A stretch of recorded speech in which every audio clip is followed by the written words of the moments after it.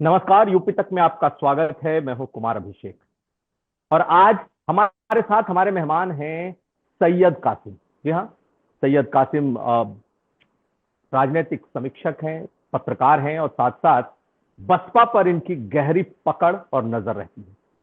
आज हम इनसे समझेंगे कि आकाश आनंद जो पहले से ही बीएसपी में नंबर 2 थे, उन्हें और एलिवेट किया गया है, उन्हें और ऊंचा स्थान दिया गया है। तो बीएसपी जिसमें कि बहुत हलचल पिछले कुछ समय से बहुत अपेरेंटली नहीं दिखाई दे रही थी, अचानक आकाश आनंद को और ऊंचा देने ओहदा ओहदा देने की क्या वजह है? क्या बीएसपी के भीतर कुछ चेंजेज होने वाले हैं? आखिर इस वक्त बसपा कहां खड़ी है? तो स्वागत है कासिम साहब आपका। थैंक यू कुमार भाई, थैंक यू। तो सीधा सवाल है कि ये आकाश आनंद को राष्ट्रीय संयोजक बनाया गया है, यानी कि नेशनल कन्वेनर हम समझ सकते हैं। पहले से ही वो देखें तो नेशनल कोऑर्डिनेटर हैं और मायावती ने उन्हें पहले ही एक तरीके से नंबर 2 का पद दे दिया था। तो ये नया क्या है? लोग समझना चाहेंगे कि आखिर आकाश आनंद को ये बार बार पद दे रही हैं, बार बार एलिवेट कर रही हैं, क्या है इसके पीछे की वजह?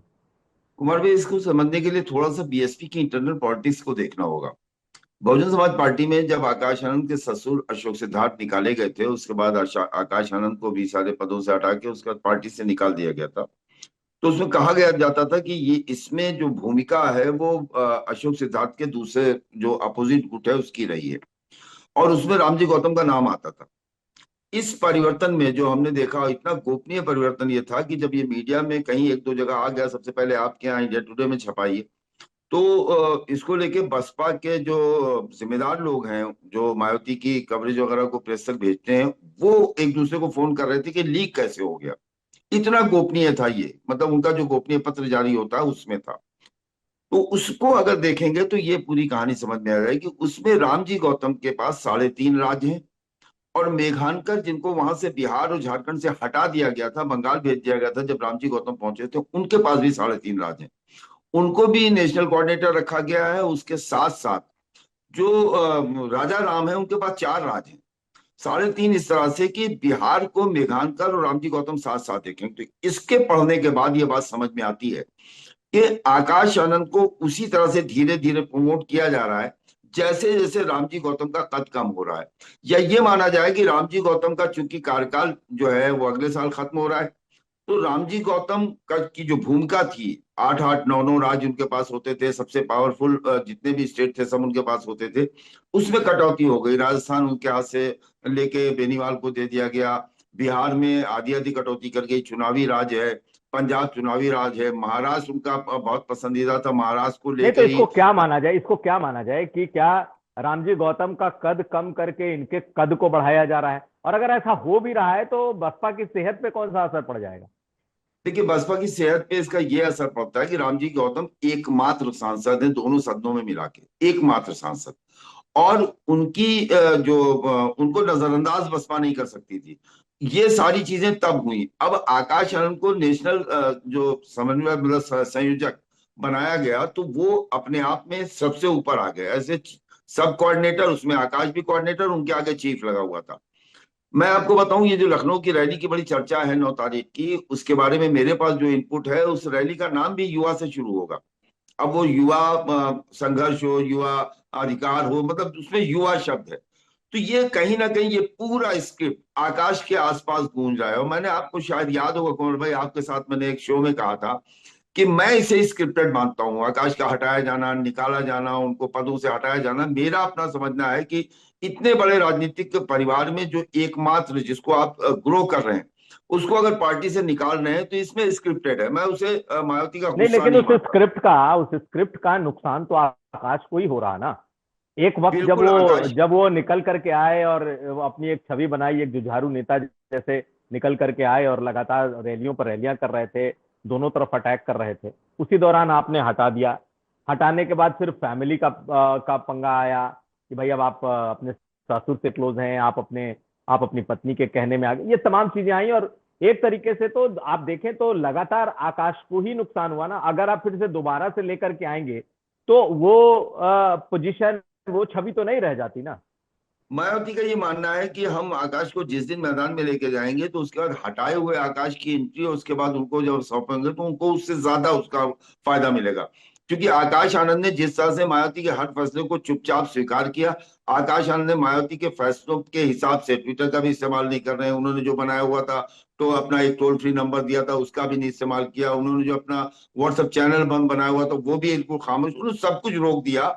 अब वही कर रहे हैं जो मायावती कह रही है। तो इसका जो इनका काडर है उसमें ये जाता है कि मतलब मायावती के विश्वास पात्र की जो परीक्षा है उसमें सफल हो गए हैं आकाश, और इस तरह से आकाश को उसका फायदा मिल रहा है। अभी नहीं, लेकिन आज आज मायावती ने दोबारा तो जब उनको निकाला तो साफ कह दिया कि अब मेरा कोई उत्तराधिकारी नहीं होगा। पार्टी से निकाल दिया, पद से हटा दिया, सब कुछ कर दिया, ये भी ऐलान कर दिया कि उत्तराधिकारी नहीं होगा। तो क्या दोबारा से उत्तराधिकारी बनाने का भी प्रोसेस है क्या ये? मुझे लगता है कुमार भाई कि जब तक मैंने आपसे भी ये बात कही थी कि जब तक राष्ट्रीय उपाध्यक्ष आनंद कुमार है तब तक इस बात का सवाल ही नहीं पैदा होता कि इनका उत्तराधिकारी कौन होगा। आनंद कुमार उपाध्यक्ष है, मायावती उपाध्यक्ष काशीराम की थी, मायावती के उपाध्यक्ष आनंद कुमार है, तो पार्टी में उत्तराधिकारी तो उसी परिवार में मौजूद है। मतलब जो निर्वाचन आयोग इलेक्शन कमीशन में है, उत्तराधिकारी की घोषणा करना, उत्तराधिकारी ऐलान करना अंडरस्टूड है, एलानिया है, और 9 तारीख को हो सकता है इस मामले में भी मायावती को एक कदम आगे बढ़ता हुआ देखें। तो लेकिन क्या माना जाए कि क्या आकाश को अब किस नई भूमिका में आप देख रहे हैं? आप इनसाइडर भी हैं, बसपा के अंदर से जानते हैं, क्या हम भूमिका देखेंगे आकाश की? मैं समझता हूँ कि मायावती ये जो 9 की रैली है, इससे अभी आकाश आनंद आज 9 जो है सितंबर है, 9 अक्टूबर है। 9 अक्टूबर है, काशीराम का परिवार दिवस है। और हाँ। ये भी बिल्कुल गोपनीय, अभी छुपा के रखा हुआ। उन्होंने कहीं इसको अभी उनके पदाधिकारी भी इस पे नहीं बोल रहे हैं। वो तो कहिए कि वो हॉल जो मैदान बुक हुआ है उससे बुकिंग से पता चल गया हमको आपको कि भाई वो बुकिंग हो चुकी है। 8 और 9 तारीख की बुकिंग है, एक दिन तैयारी के लिए एक दिन रैली के लिए, तो जानकारी हो गई। उसके अलावा आज आकाश आनंद मुंबई में है, 31 तारीख है, उसके बाद 10 से 20 तक वो बिहार में है, उसके बाद फिर ये 9 तारीख आ जाएगी आपकी अक्टूबर की। तो आकाश आनंद के लिए उत्तर प्रदेश में पूरा रोड मैप तैयार है। और आकाश आनंद को उत्तर प्रदेश में, क्योंकि मायावती निकलती नहीं, कभी नहीं निकली, आज नहीं पहले भी हमने कभी मायावती को निकलते नहीं देखा तो चुनाव के क्या अलावा। आकाश आनंद को उत्तर प्रदेश में लॉन्च किया जाना है, इसलिए मुझे ये लगता बदलाव है हम कि देख रहे हैं? आकाश आनंद की लॉन्चिंग की तैयारी है, और ये जो बड़ी रैली लखनऊ की है, इसके बाद आकाश आनंद मंडलों में, विधानसभाओं में, जिलों में बाकायदा समीक्षा करते हुए, रैलियां करते हुए, मीटिंगें करते हुए दिखाई दे सकते हैं। और ये मायावती की 2027 की प्लानिंग का जो है दूसरा पड़ाव होगा, पहला रैली और दूसरा आकाश आनंद को जमीन पर उतारना। कितना फर्क पड़ेगा आपको लगता है? और आकाश को किस तरीके से देख रहे हैं आने वाले कुछ आप महीनों में, मैं बात कह लूं 9 अक्टूबर के बाद, किस तरीके से आप आकाश को देख रहे हैं और बसपा पर क्या इंपैक्ट हो जाएगा? देखो कुमार भाई, आकाश आनंद का एक्टिव होना बहुजन समाज पार्टी के उस मूल मतदाता के लिए जिसे हम लोग 20-19% देखते रहे हैं हमेशा, 2019 तक हमने देखा कि 19-20 ये बसपा का वोट प्रतिशत रहता था। उसके बाद वो गिरना शुरू हुआ, 13% हुआ, अब 10% से भी नीचे आ गया 2024 के लोकसभा चुनाव में। उनके अपने वोट को रोकने में सफल हो जाएंगी मायावती आकाश को मैदान में डाल के। ये जो अंदर से खबरें निकलती हैं, या आप ग्राउंड पे जब देखिए और बात कीजिए तो वहां पता चलता है कि वो जो एक जोश था, बलबला था, और आपके राहुल गांधी के संविधान बचाओ पे जो वोट चला गया था लोकसभा में, उसको रोकने में सफल होंगे। और जब ये अपना वोट रोक लेंगे तब इनको उसका फायदा दूसरे समाज में भी मिल सकता है। जैसे विश्वनाथ पाल का बहुत एक्टिव रहते हैं, प्रदेश के अध्यक्ष हैं, पिछले वर्ष से आते हैं।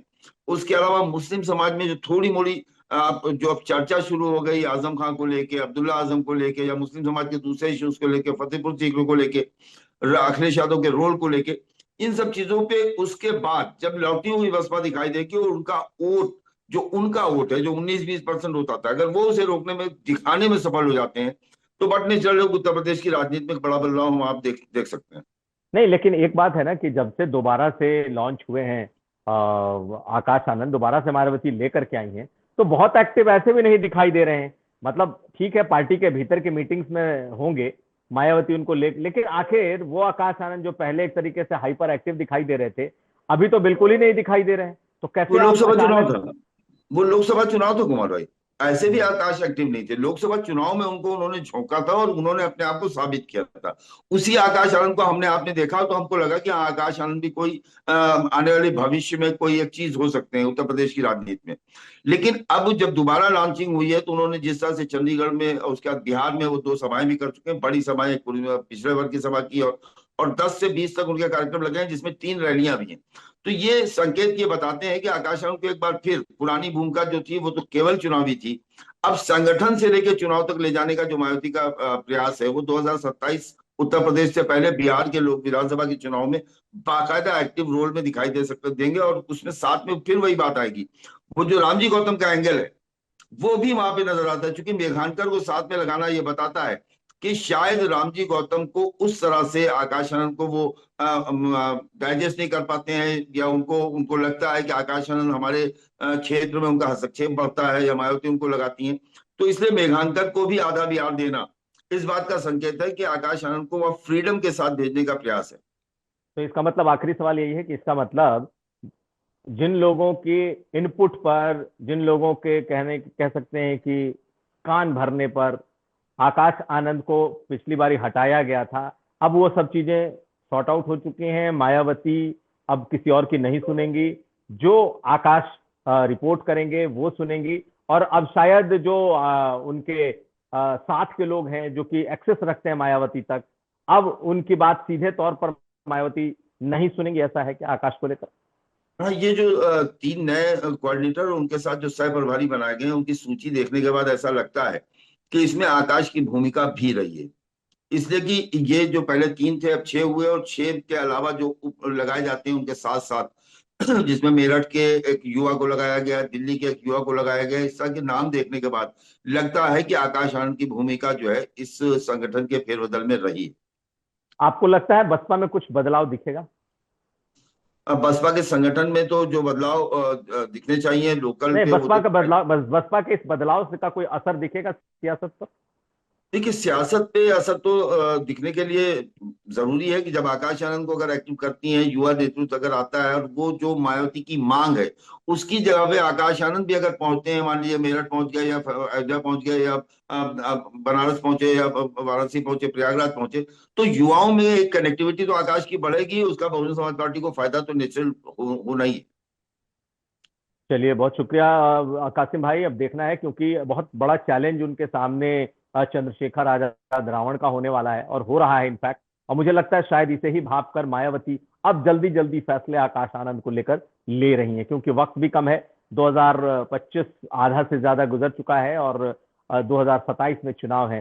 तो ये सारी चीजें, जो तमाम ये बदलाव खासकर आकाश आनंद को लेकर हमें दिखाई दे रहा है, निश्चित तौर पर इसके मूल में या इसके लक्ष्य में 2027 का चुनाव भी है। बहुत शुक्रिया आपका यूपी तक से जुड़ने के लिए और अपना पर्सपेक्टिव रखने के लिए। तो हमारे साथ थे सैयद कासिम, और इन्होंने आकाश आनंद से जुड़े हुए तमाम पहलुओं पर अपनी बात रखी। धन्यवाद।